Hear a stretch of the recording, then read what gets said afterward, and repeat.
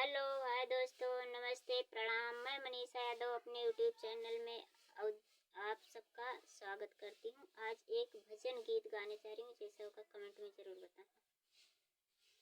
मैया मधुबन जाबै अपने राम के संग, मधुबन जाबू बेटी भूखन मरबियो, मधुबन जाबू बेटी भूखन मरबियो।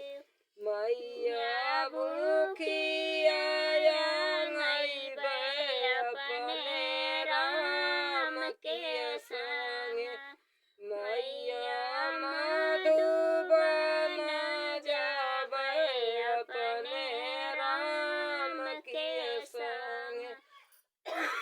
मैया मधुबन जाबै अपने राम के संग, मधुबन जाबू बेटी प्यासन मरबियो।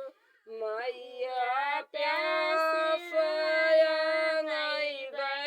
अपने राम के संग, मैया मधुबन जाबै अपने राम के संग, मधुबन जाबू बेटिया मलन मरबियो, मधुबन जाबू बेटिया मलन मरबियो।